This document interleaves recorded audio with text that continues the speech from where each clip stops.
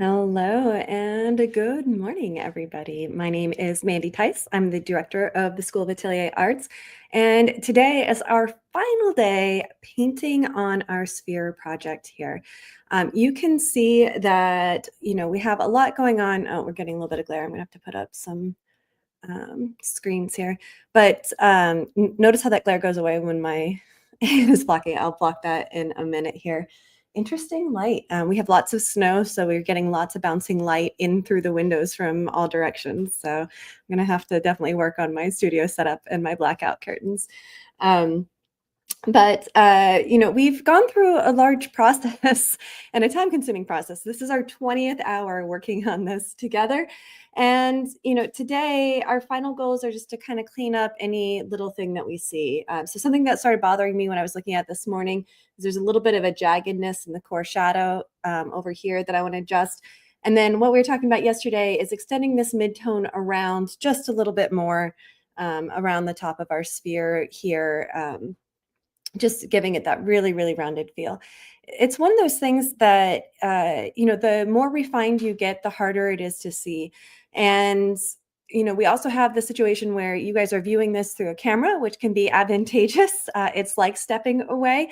But also, I want you to be aware that it does look different through the camera than when you're actually painting it. And especially for students who are new to atelier painting, if your nose is right in your painting, it's really, really difficult to see small increments of change. The best thing that you can do is give yourself distance. It'll act like how the camera is acting for you as viewers at home. And good morning, everybody. Thanks for saying hello in the chat. I always love seeing you and hearing from you. Good morning, Ellen in Pennsylvania. So good to have you here. Um, all right, so this is our last day, so I just kind of want to jump into it. I need to throw some screens up with our weird lighting situation this morning, and then we'll get to painting.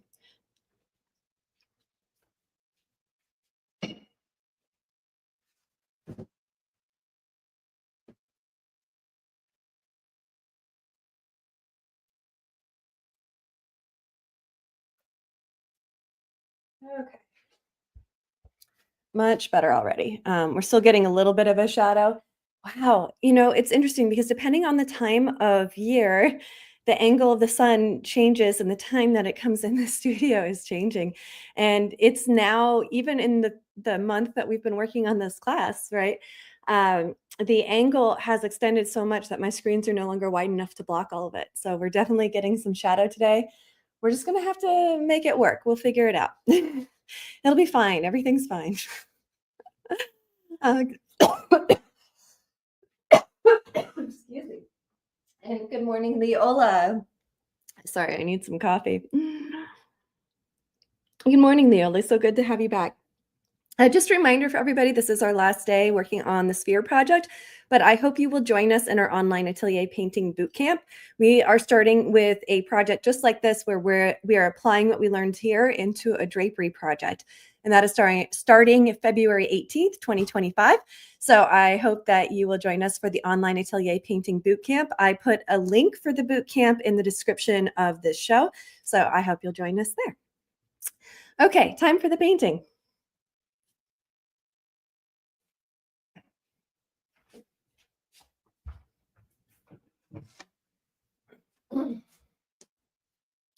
I have to be really careful with glare and shadow, but the first thing that I really notice is that there's kind of a jagged edge right here. I'm going to rotate you guys around.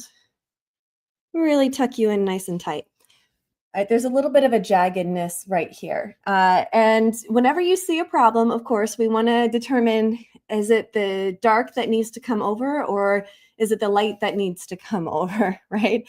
And I think in this case, it's a little bit of both. So I'm going to mix up just a touch of dark here, and then I'm going to lighten this one little bit as well. And we'll see what that does for us. A little bit too dark on my first guess.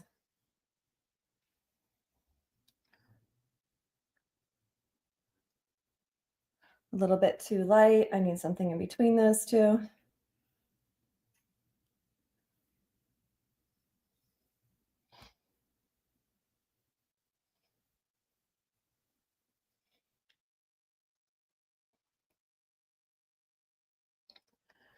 Okay, so that edge was really bothering me, and I do think I need to lighten up beneath it just a touch. I think it just got a touch dark right here.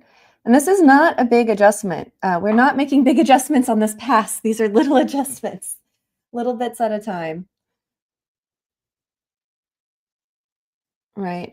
So, we talked about, is this how we correct something, or is X how we do it, or Y how we do it? But we also have to keep in mind that it can often be a tiny bit of both, right? So now it just looks like I moved the jaggedness down a little bit.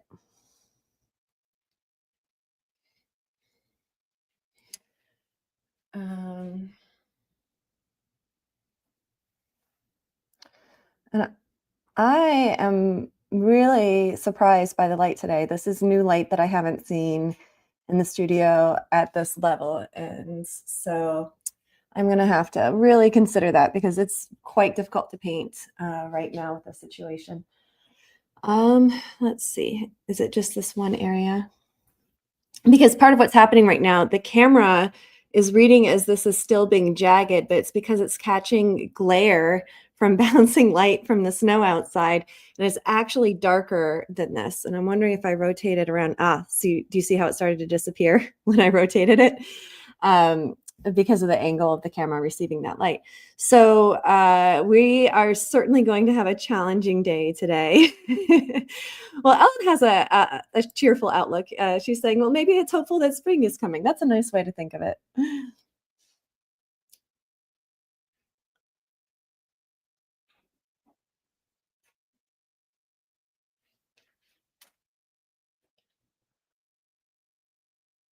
Yeah. All right. I'm going to have to try to move these screens around. This is just not working. Now, I used to, old Mandy would have been like, "Oh, I'm gonna stop the class and then, we'll try again tomorrow or Monday or whatever," because I couldn't stand for it to be imperfect, right? Like, but new Mandy is like, you know what? You guys are gonna have these studio problems too. You're gonna have to learn how to manage your light, and what better way for you guys to learn how to manage your light than see me battle my light? So I'm going to play with my screens a little bit and see if we can solve this problem.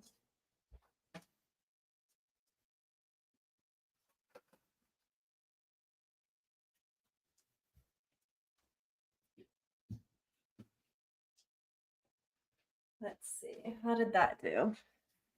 Much better.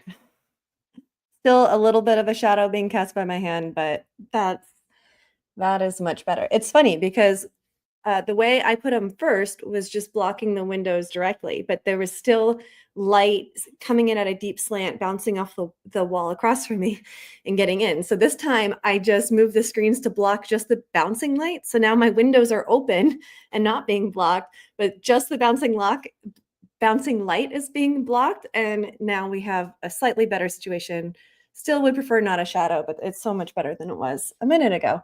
And I'm diminishing my glare situation here. Okay, so I've diminished the glare. I still want to adjust. There's still a little bit of an abruptness here that I want to work on. Um,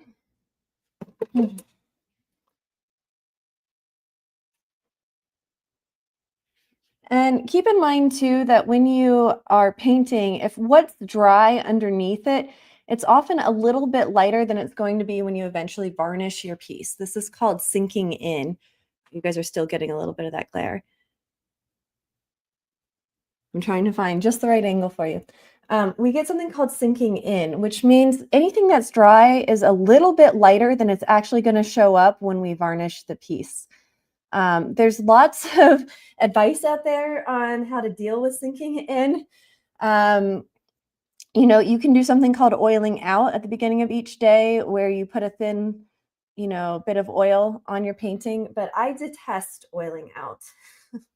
I don't like adding anything to my paint that we don't understand long term. And also, generally with oil paint, you want to paint fat over lean. And if you oil out, that's a pure layer of fat. So no matter what you put over it, it's going to be less fatty than that. And the conservators insist on telling us that that's a bad idea, that we want to paint fat over lean. So you want to be really, really careful with the situation. Oh man, this light. This is no bueno. No good.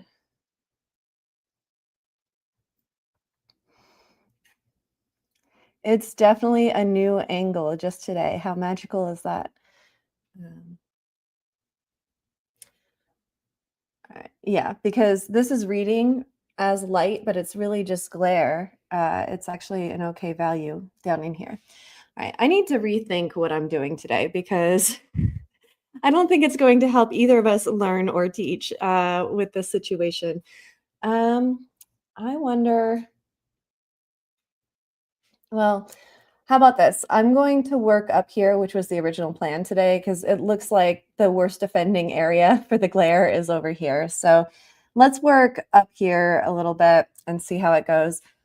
I might have to continue this on Monday and give me the weekend to work on that. Just for the record, on Mondays I am going to continue doing small mini lessons. So we're not going to do a big project like this, but people write me all the time asking me questions like, "What is oiling out?" for example. And so I thought each Monday we could meet and we could talk about common oil painting questions and concerns that people out there in the world have that are learning oil painting. So every Monday, the School of Atelier Arts will be going live at 9 a.m. Eastern Time. But our first lesson might have to be a continuation of the sphere because the slide is crazy. I'm definitely going to have to go curtain shopping this weekend. I thought I could manage it with the screens. Okay. All right, I'm going to attempt working up here and see how it goes. We have a little bit of splotchiness on this corner. So it's going like dark, light, dark, light, dark, so I just want to clean it up a little bit.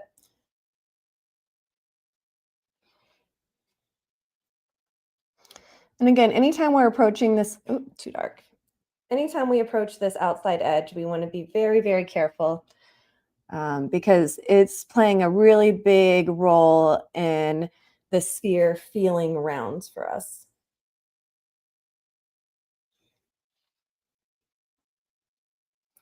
Too dark.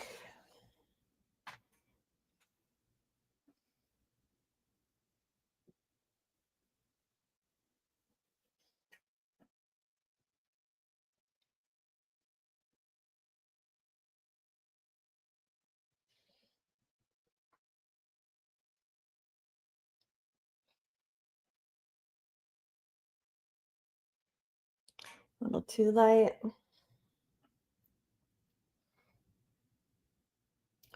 Oh, all right. So you can tell I'm flustered by the light because I'm like, oh, it's too dark. Oh, it's too light. You can see that my tiles are getting a little bit bigger. So know your warning. Know your warning signs when you're about to go down a wrong path here.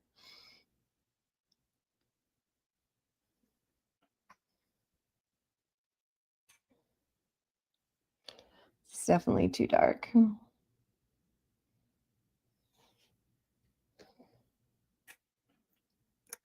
A lot of people think that painting is about, your skill set or your paint handling skills or whatever. But I would say it's 90% in your head, everything, right? Do you have the mental fortitude to fight, some of these battles that you need to fight to get where you want to go with your painting? It's too dark again. And I'm not going to lie, some days I have more mental fortitude than other days.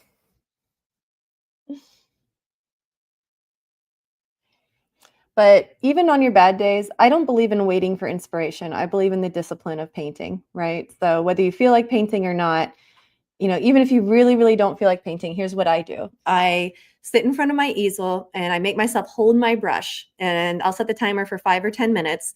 And I'll be like, Mandy, you don't even have to paint. You just have to sit there until the timer goes off. And if you don't paint anything, then you're free to go. You have permission to not paint today. And I have never once not actually painted doing that, right? Boredom eventually overcomes you.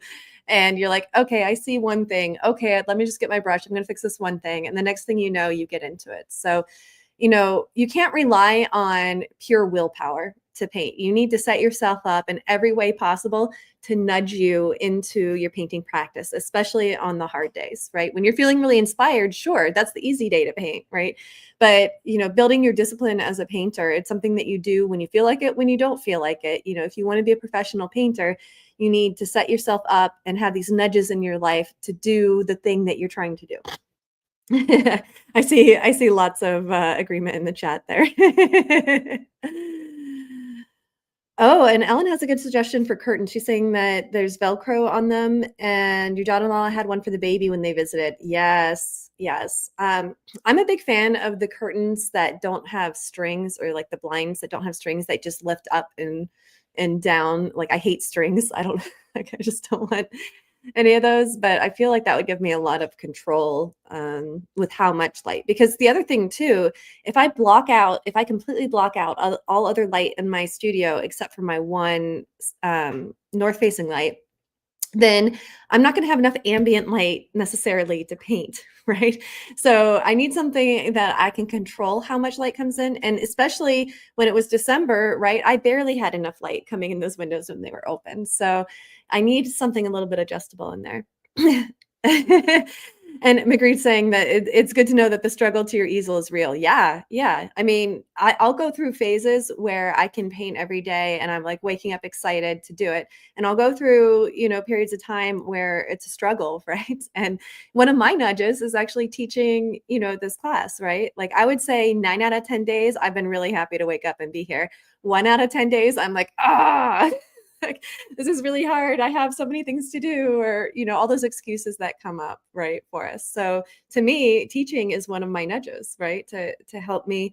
I also find that I really like painting around other people. So having you all invited into my studio is very motivating for me. I do not like being alone in my studio. Like I'm not like the stereotypical solitary painter. I like the joy of conversation when I paint. Um Yeah, and Ellen's saying the same thing. Sometimes it's hard. You can have trouble getting to the painting when there are many other things that need to be done, right? Like if I didn't have this class right now, I probably would have been like, "Oh, I have to do the dishes before I paint," or something silly, right? But no, we're painting, even with the struggles. So, I use teaching a class as one of my nudges, but I really encourage students to join a class as one of their nudges. It's amazing when you have classmates that are cheering you on and are going to ask you, "Oh, we missed you last week. Where were you?" Right? Like even those types of little bit of social pressure can be immensely helpful for keeping you on track with your art. For our online class, for example, we meet 2 days a week, and people show up even if they didn't have time to paint, right? Because they wanna learn from their classmates, but they're also when they show up, they're like, "Oh, I didn't get to anything this week," and, we try to do our best to be encouraging, like, "Okay, well, there's the next class, and at least you showed up to class today. At least you're thinking about your painting," right? And 9 times out of 10, we all have things going on in life, occasionally students miss and they aren't able to, show something new in the critique, but 9 times out of 10, they do show up with something new in the critique because they have a deadline set twice a week where they're expected to show up and share something. So it's another nudge for you. So build your nudges into your life. If you want to be a great painter, you can't rely on inspiration. Build nudges into your life. Um, Oh, and here's an interesting thought from Leola. She's saying that she feels like she can look at many paintings and tell what season it was painted due to the ambient light around them. Absolutely. And the color of light changes with the seasons, and the angle of light changes in the seasons. I'm a big fan of fall personally, and it's a completely different atmosphere painting in the fall than it is, other seasons. Okay. All right, I'm feeling better about my battle with the light. I feel like I can work in this area and it's going to be okay. I'm much happier, even though I put down the wrong note 10 times. I'm happy with where it landed now, right? And so I just see a little bit here. So it's going dark, light, dark here. And so I just want to lighten this, or sorry, darken this one little area of light that got a little bit too light.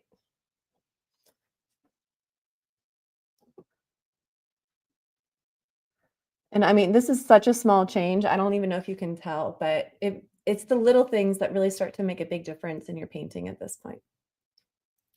I also want to wrap the dark just a little bit more up here.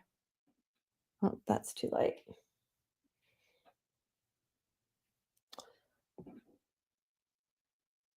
That's too dark. Something in between, please.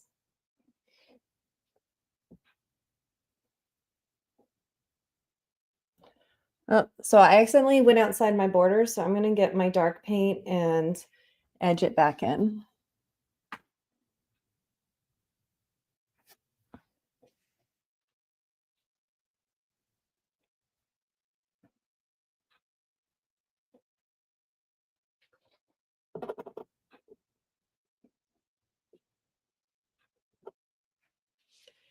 Okay. And of course, whenever you darken one area, you need to reconnect it with what was around it.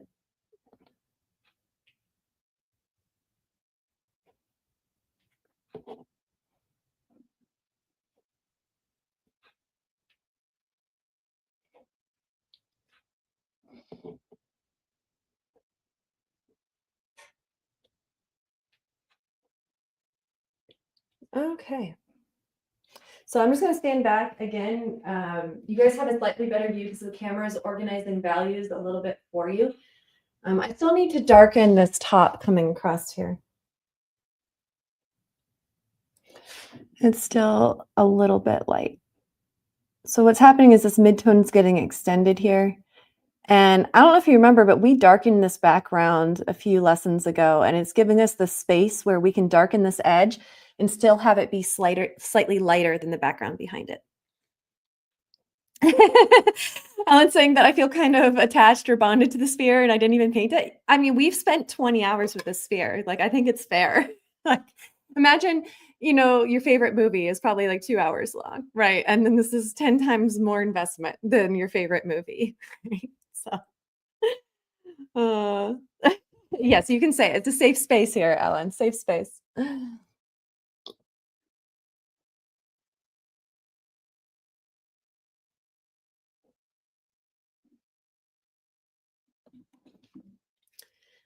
Okay, and again, you don't want to fall in the trap of going around the edge. You want to be thinking across the form. Oops. Just a heads up in case I haven't mentioned it in here yet. I'm going to be guest hosting for Eric Rhodes on Art School Live. So if you haven't joined that channel, I encourage you to join and subscribe to his channel. I'm going to be guest hosting all next week. Every day there'll be a different artist that I'll be interviewing and communicating and asking about their art. So I hope you'll join us.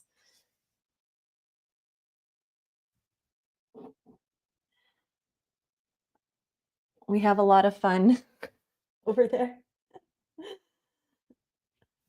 And it's always great to see other artists' processes. Oh, what am I doing? Why would I just put that? Do you see how I just kind of put a divot in my sphere with this dark?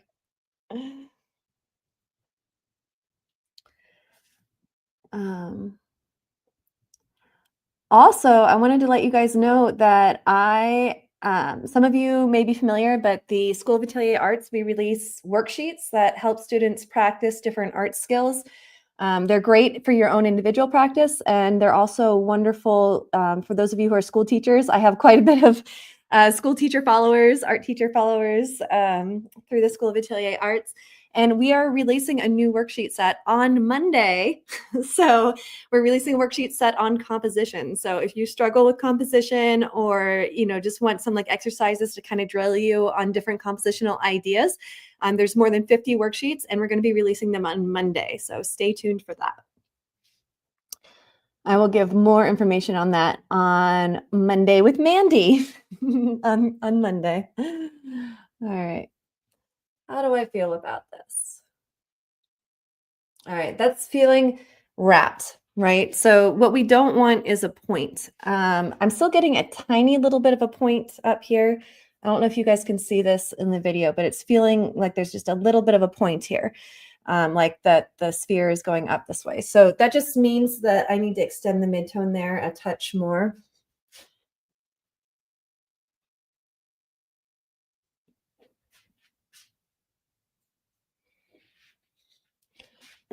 Just connect it a little bit more to what's going on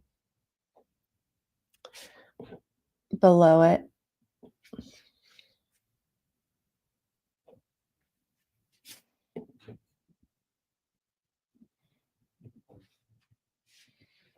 Okay. How do I feel about that? I think I just need to extend my darks upwards a little bit more as well. That might be a little too dark.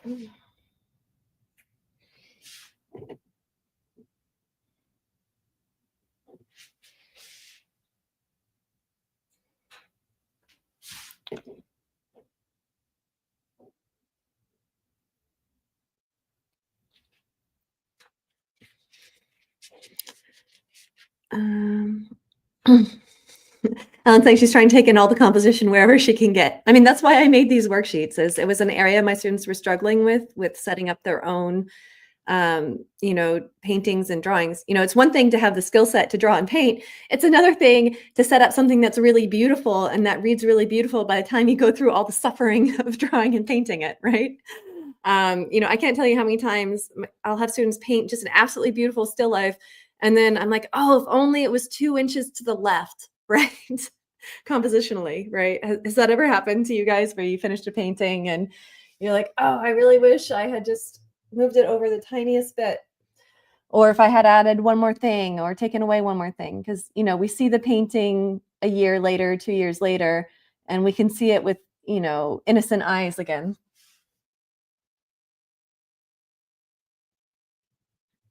But that's why I made the worksheets, is that it's a way to drill the composition skills without committing to a full painting, right? So you can practice, each of the composition skills in these worksheets. I use dozens and dozens and dozens of old master examples, right? And you can see what they're doing and practice identifying what they're doing and how they're organizing their compositions. And that way you can learn from them without having to invest 20 hours in a painting and then being like, oh, maybe not what I wanted.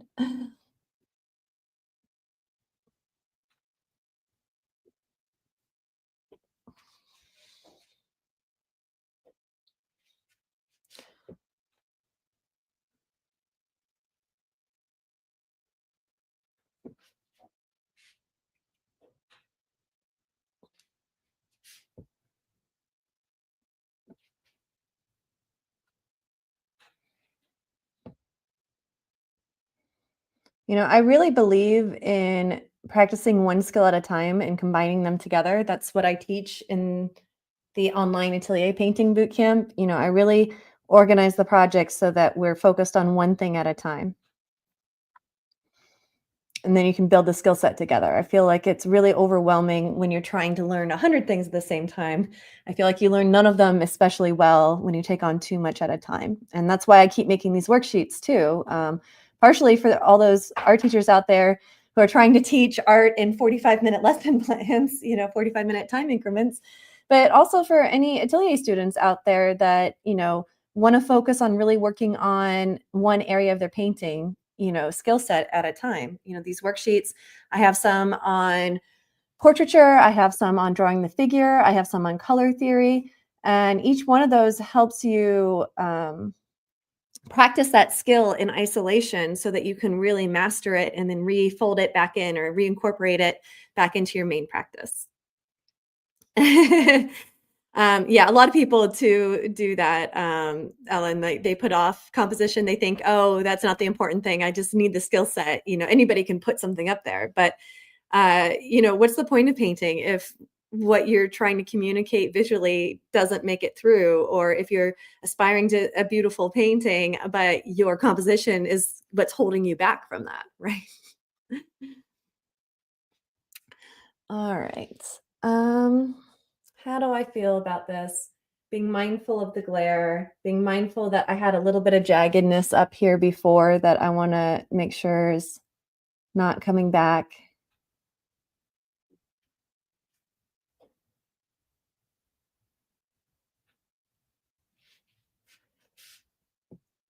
Just a little bit abrupt right here. Oh, and we just got a cloud, and wow, what a change.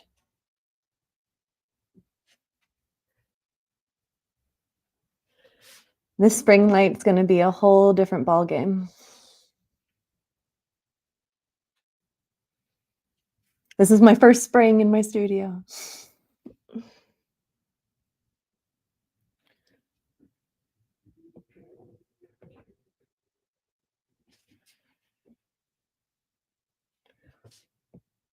It feels like a Winnie the Pooh day out there. It's very blustery.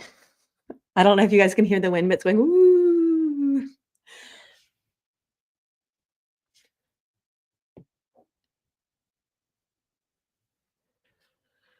Okay. So just standing back, trying to make sure that as we're correcting one thing, we're not creating new problems, right? There's a little bit of an abrupt jump in some of these areas that I'd like to soften.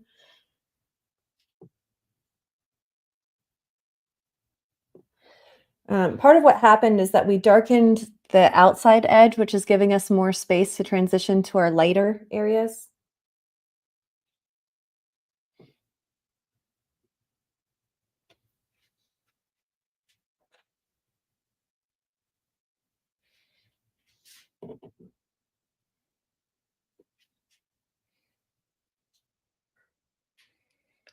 There's always cause and effect when you're painting. Um, one adjustment will make your painting read differently overall. And you just want to make sure that every adjustment you make is leading towards your painting reading the way that you intend it to. There's intentional painting and unintentional painting. And my goal in the Online Atelier Bootcamp for my students, for all of you today, is that you have the skill set to be intentional about what it is that you're doing, right? So, I don't necessarily care that everybody's painting in realism, but I do care that people are able to achieve what they want to achieve with a skill set. So, if they do want to make a very realistic sphere, I hope now that you all have the skill set to do that. Oh, here's a great question from Leola. If you take a picture of the sphere once it's finished, would you use flash or just regular lighting? I mean, the real answer is it's a very special skill set to photograph paintings well. So one of the reasons I like natural light is that this whole painting is being painted in reaction to one angle of light. So when I photograph this, I would photograph it slightly from the same angle as my light source because I know that when I painted it with the upper left hand light source that there isn't glare on here, right? I purposely made all my brush strokes so that there wouldn't be any glare. So as long as I photograph it slightly above and to the left, and then I'll adjust it, using the skew feature, in the after you take the photo when you're doctoring it up or whatever, I'll skew it back so that it reads flat. Then I find that I can avoid glare that way. And yes, Ellen, I agree. One tiny stroke on the sphere can change the entire vibe, right? And there are classes out there just on photographing your art. I am by no means an expert. I'm a mediocre photographer of my art. If I need a good picture of something, I send it out to a professional. Like I just, it's not a skill set that I have, and it's not a skill set that I've put as a priority above other things I've wanted to learn about painting. So if you don't want to learn it yourself, hire it out. Okay. Oh, I'm feeling so much better about not having a point. There's a little bit here. See, I started my day all frustrated with the light, and now things are going my way.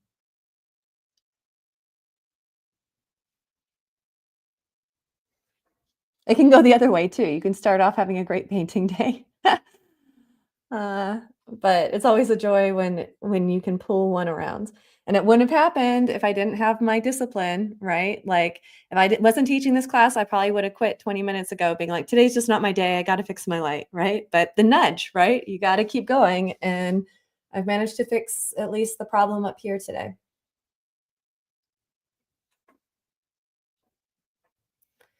Give yourselves the nudges. Paint with a friend, sign up for a class, just whatever it takes to help you stay on track with your art.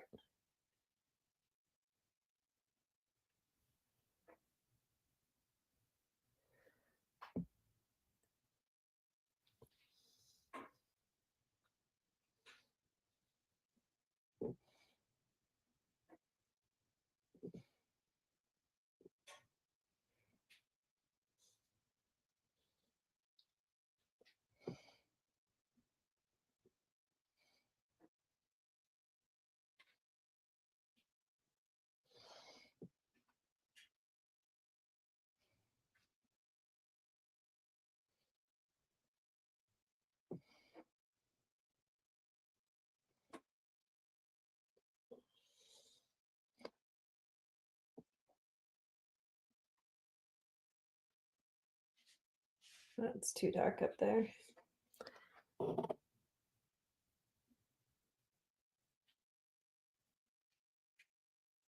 You know, it's scary when you get a value that starts to be very, very close to what's behind it. We're afraid of losing it. But you can see it in the camera, but you can have just a third of a value step difference and it'll still read as different, especially when you stand back. But when you're up close, it's terrifying. It feels like I lost my edge completely. When my eyes are up close, I can't see this part of my edge at all. I can only see it from a distance. And this is so hard to help students learn, like this level of nuance that the value changes there even if you can't see it from this distance, right? And eventually you can start seeing it better from shorter distances, but it takes training your eye to do it. That's what Atelier training is to teach your eye how to do these things. Um, okay, how am I feeling? How am I feeling about this? I'm getting more of the wrap. I feel like I could even wrap it a touch more this way.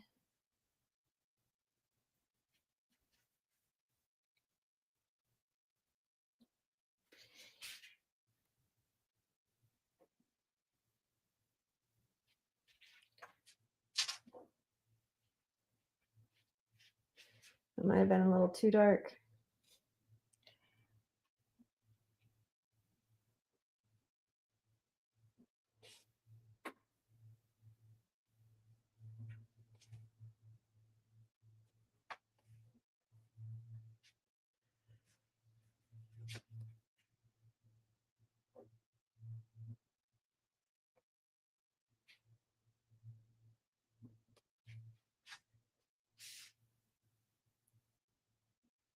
Okay, I'm still feeling a little bit of a jaggedness right here that I want to adjust because it's ruining the flow of that core shadow.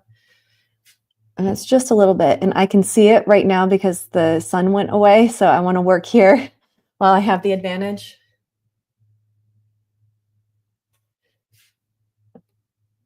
You know, this is where I tried to start earlier in the painting, and then was fighting the glare, but the sun is cooperating with me at the moment, so let's adjust it.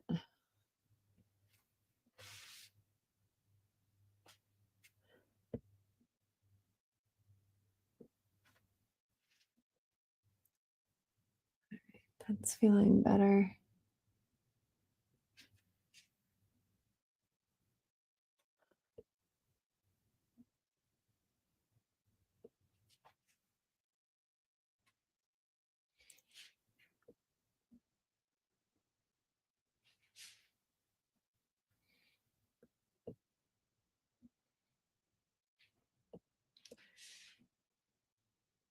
So much better. Okay.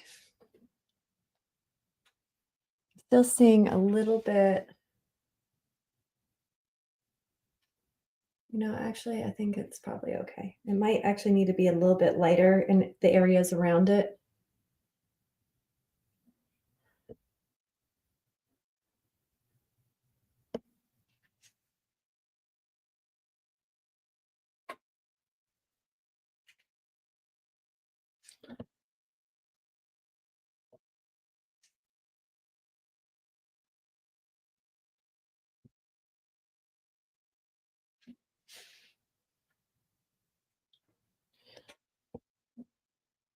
Oh, too dark.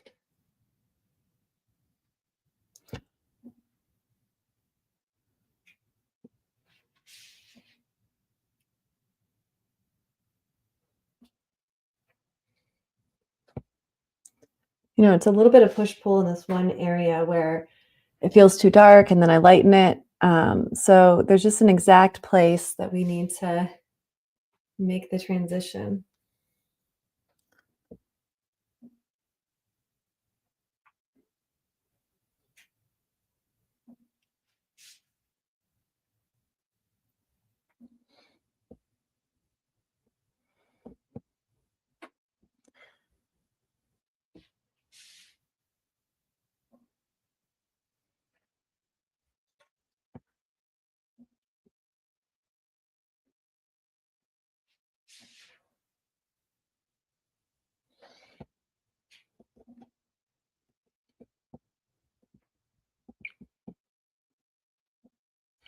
Just restating the core shadow, part of the reason it was feeling flattened was that this side of it wasn't rounded enough. So just adjusting the shape.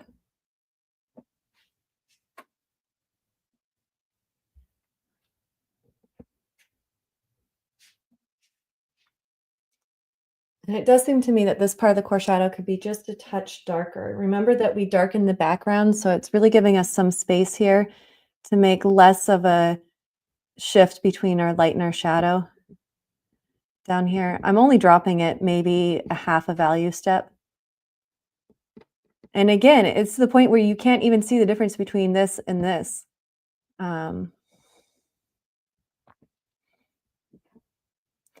That's fine. Eventually, you learn to let go of edges altogether, but also understand that even a small value change can make a difference. There's a couple dark spots that got in. There we go. Oh, I like that so much more. So the reflected light is still here, but it's just so subtle, right? It's barely, barely there. Hmm.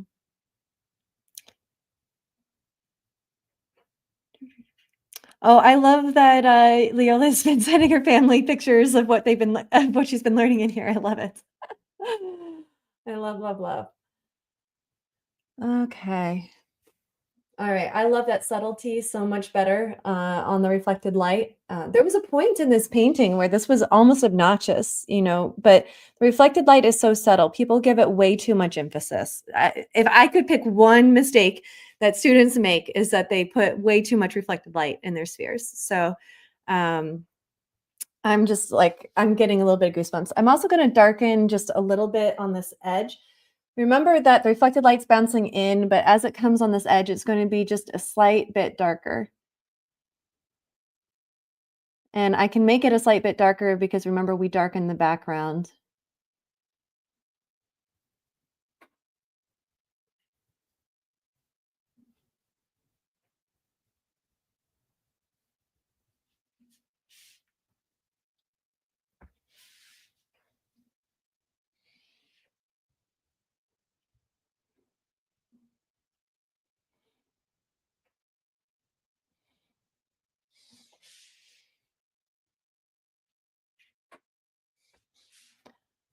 There's just a little bit too much value change up here. I want to just even it out.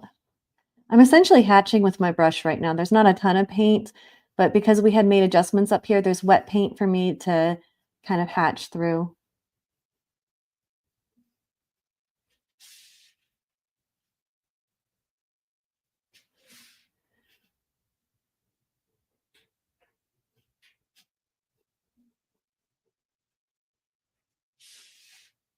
Okay, what I don't want to do is at the very final hour mess up the shape of my sphere, which I see that this just needs to push out a touch. Right, this is what happens when you start getting close in value. It's easy to lose the shape of your sphere a little bit.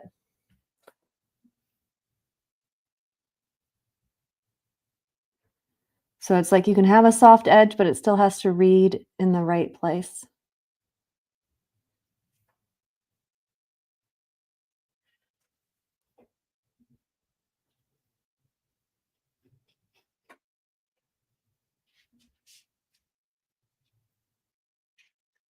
Okay. So we've maintained the passage. This is almost completely dissolved here. We talked about passage early on, I think maybe lesson 4 or 5. So we've maintained the passage. We have the wrap. We got rid of the dent that we started with in the core shadow at the beginning of today. I'm feeling pretty good. There's a little bit of an abrupt change right here that I want to adjust.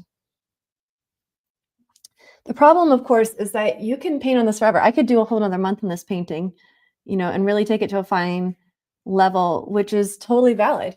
Maybe you're the kind of obsessive painter that does that. I feel like I've given you what you need to know to take it to whatever level you want, right? If I want to take it up one more level, all I'm doing is even, we've been basically filling in any abruptness, right? Anytime it goes dark light, dark light.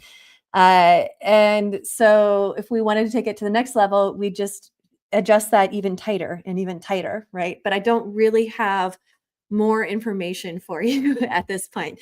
It's learn to see smaller increments of value change and then make sure that there's no little bits out of place. So, I see a couple little spots over here that if I started filling these in, it would take it to the next level.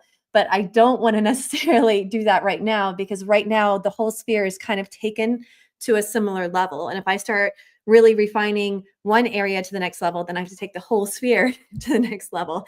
And I've decided that this is the level I'm going to take the sphere in this class. Paintings are never finished; they're just abandoned. So it's time to abandon this one.